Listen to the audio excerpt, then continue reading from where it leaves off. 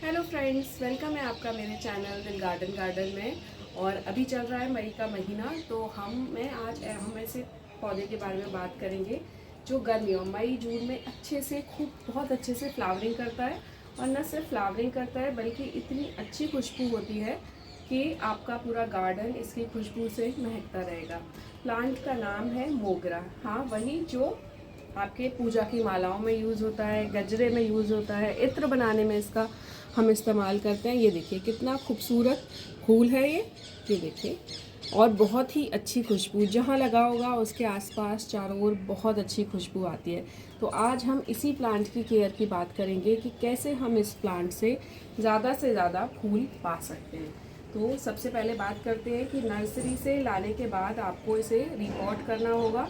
तो रिपॉट करने के लिए आपको पॉट साइज़ क्या रखना होगा। अगर आप ज़मीन में लगा रहे हैं तो आपको बहुत ज़्यादा देखभाल की ज़रूरत नहीं पड़ती, ये खुद ही ज़मीन से न्यूट्रिशन लेता रहता है। लेकिन अगर आप पॉट में लगाएंगे तो आपको कुछ बातें ध्यान में रखनी होगी। तो देखिए यहाँ पे ये जो पौधा मेरा लगा है, ये लगा है 12 इंच के पॉट में, ये देखिए। और एक पौधा मेरा लगा है छोटे 6 इंच के पॉट में। दोनों में डिफरेंस भी बताऊंगी, दोनों की ग्रोथ का डिफरेंस सब कुछ आपके साथ शेयर करूँगी। तो ये देखिए, ये पौधा झाड़ी की तरह भी बढ़ सकता है आपका। और एक आप इसकी अगर प्रूनिंग करते रहेंगे तो ये घना भी हो जाएगा। तो मैं सजेस्ट करूँगी कम से कम 10 से 12 इंच का पॉट आप इसके लिए लें। अगर पौधा बहुत छोटा है, आप नर्सरी से लाए हैं, तब उसे छोटे पॉट में रहने दीजिए। लेकिन अगर आपका पौधा जैसे जैसे बड़ा हो रहा है तो कम से कम 12 इंच का पॉट आप इसके लिए ले लीजिए, क्योंकि ये काफ़ी हाइट पकड़ लेता है ये प्लांट। तो इसके लिए जब आपका पौधा बड़ा हो जाए तो आप उसे 10 से 12 इंच के इसमें रिपॉट कर दीजिए। और जब पौधा छोटा है तो आप उसे 6 इंच के पॉट में भी लगा सकते हैं। नर्सरी से लाने के बाद आप रीपॉट कर सकते हैं, ठीक है। अब हम बात करते हैं इसकी मिट्टी की। तो मिट्टी, क्योंकि गर्मियों का पौधा है, गर्मियों में फूल देने वाला पौधा है और फूलों वाला पौधा है, तो खाद की इसको थोड़ी ज़्यादा ज़रूरत पड़ती है। तो आपने क्या करना है, मिट्टी लेनी है अपने गार्डन की। जितनी आप मिट्टी ले रहे हैं उसके आधे से थोड़ी सी ज़्यादा आप कंपोस्ट ले लीजिए। चाहे आप गोबर की खाद ले लीजिए या आप वर्मी कंपोस्ट ले लीजिए, आप थोड़ी सी ज़्यादा ले लीजिए। और अगर आपकी मिट्टी चिकनी है, भुरभुरी नहीं है, तो थोड़ी सी बालू, ये जिसको आप रिवर सैंड कहते हैं, रिवर सैंड मिला लीजिए इसमें। और थोड़ा सा कोकोपीट मैं इसलिए सजेस्ट कर रही हूँ क्योंकि गर्मियाँ हैं, आपको रोज़ पानी देना है, थोड़ा सा मॉइस्चर इसकी उसमें मिट्टी में बना रहेगा। ये चारों चीज़ मिला के आप इसका सॉइल मिक्सचर तैयार कर सकते हैं।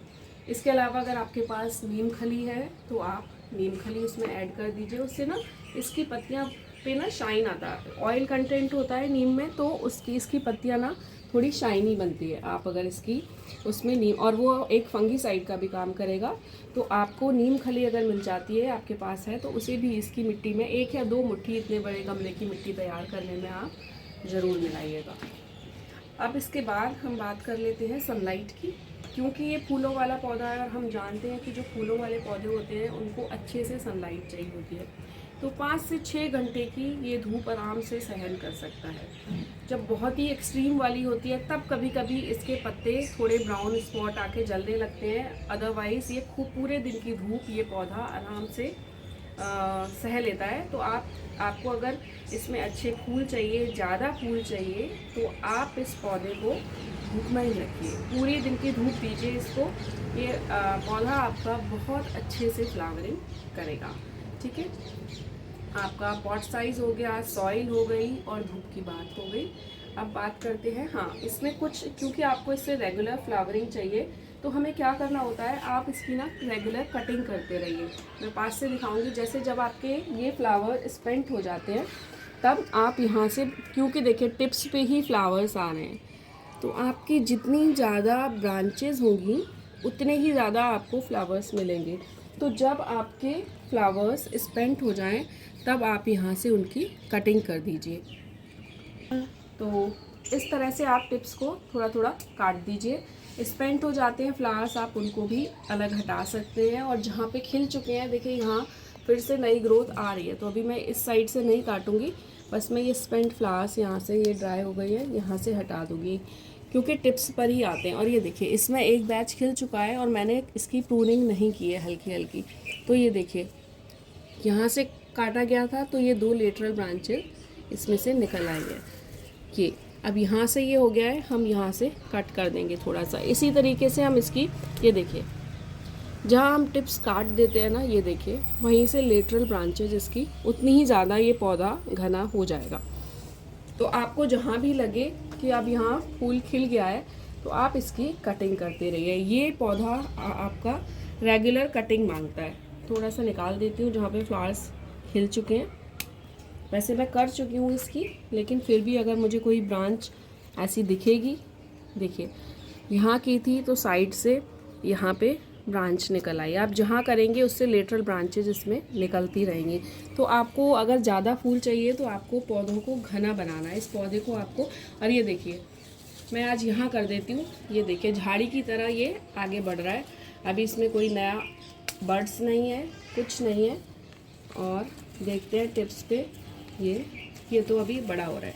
अगर आप इसकी प्रूनिंग नहीं करेंगे तो ये लंबा बेल की तरह भी बढ़ सकता है और लंबा झाड़ी की तरह भी बढ़ सकता है। फूल इसके एक दिन खिलते हैं और उसके बाद देखिए इस तरह से ये झड़ जाते हैं, लेकिन बहुत खुशबू होती है। आप चाहें तो इन्हें रख सकते हैं अपने घर पे किसी भी बोल में, तो ये वहाँ भी महकते रहते हैं गिरने के बाद भी। तो इस तरह से आप रेगुलर इसकी प्रूनिंग करते रहिए, तो जितनी ज़्यादा ब्रांचेज होंगी उतना ही ज़्यादा आपको इसमें फ्लावर्स मिलेंगे। मैं यहाँ रख देती हूँ। अब बात करते हैं फर्टिलाइज़र की। कौन सा फर्टिलाइज़र इसके लिए बेस्ट है?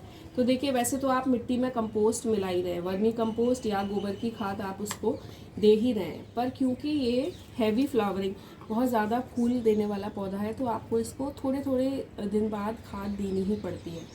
तो आप चाहें तो 1-2 मुट्ठी वर्मी कंपोस्ट ही इसको 1 महीने बाद आप फिर से दे सकते हैं, या अगर आप केमिकल फर्टिलाइज़र की तरफ जाना चाहें तो NPK 19-19-19 दे सकते हैं इसको। DAP के कुछ दाने आप इसमें डाल सकते हैं कि उससे क्या होगा, फॉस्फोरस इसकी रूट सिस्टम को बहुत स्ट्रॉन्ग बनाएगा, और रूट सिस्टम जितना स्ट्रॉन्ग होगा उतनी ही इसमें ज़्यादा ब्रांचेस निकलेंगी। तो DAP के भी कुछ दाने आप इसमें डाल सकते हैं। इसके अलावा अब गर्मी है तो आप लिक्विड फर्टिलाइज़र भी इसको दे सकते हैं, तो उसमें आप बनाना पील या अनियन पील फर्टिलाइज़र दे सकते हैं। देखिए मैंने यहाँ केले के ये छिलके सुखा कर रखे हैं, आप इनको पीस लीजिए, इनको पीस कर इनका पाउडर बना लीजिए, और 2 चम्मच पाउडर आप 12 इंच के पॉट में 2 चम्मच पाउडर आराम से दे सकते हैं। या आप केले के छिलके को ही पानी में भिगो दीजिए और 2 दिन बाद उस लिक्विड को आप इसके पॉट में दीजिए। बहुत अच्छे रिजल्ट्स आपको देखने को मिलेंगे इसके।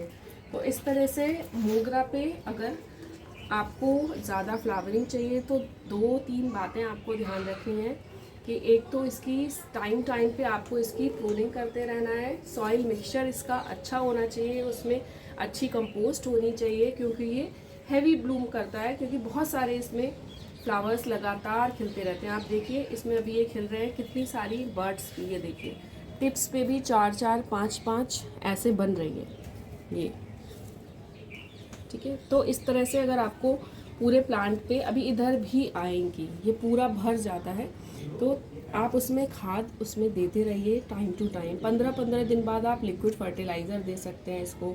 और अगर बायो एंजाइम आपके पास कोई है तो वो भी दीजिए, क्योंकि कभी कभी ना माइक्रो न्यूट्रिएंट्स की कमी हो जाती है तो मोगरा पे फ्लावर्स नहीं आते। फिर आप लोग को लगता है कि पता नहीं क्यों हमारा मोगरा फ्लावरिंग नहीं कर रहा है। तो आप बायो एंजाइम अगर आपके पास हो तो वो आप उसका भी थोड़ा सा यूज़ कर सकते हैं, जिससे क्या होगा, जितनी माइक्रो न्यूट्रिएंट्स की कमी होगी वो पूरी हो जाएगी और आपको बहुत अच्छी फ्लावरिंग मोगरा पे देखने को मिलेगी। तो ये मैंने आज आपके साथ शेयर किया है मोगरा का complete care video. Soil, fertiliser, धूप और पानी ऐसा कि आपको अभी गर्मियाँ हैं, 45 डिग्री तक टेम्परेचर जा रहा है हमारे यहाँ, तो हमें रोज़ ही पानी देना पड़ता है, क्योंकि हम इसको फुल सन में रखते हैं तो ये मिट्टी इसकी रोज़ सूख जाती है। और आप जब भी पानी दें तो अच्छे से दें। बस अगर आपको लग रहा है कि पानी इसमें रुक रहा है, नहीं जा रहा है, तब आप देखिए, वरना आप इसे रोज़ पानी दे सकते हैं इस प्लांट को। और बस इसी तरह से आपको भर भर के फ्लावरिंग देता रहेगा और अच्छे से आपके गार्डन को महकाता रहेगा। तो अगर आपको आज की वीडियो अच्छी लगी हो तो आप मेरे चैनल को लाइक कीजिए और वीडियो को शेयर कीजिए और सब्सक्राइब कीजिए मेरे चैनल को और वीडियो को लाइक कीजिए। और मैं आपके लिए ऐसे ही इन्फॉर्मेटिव वीडियोज़ लाती रहूँगी। Bye bye.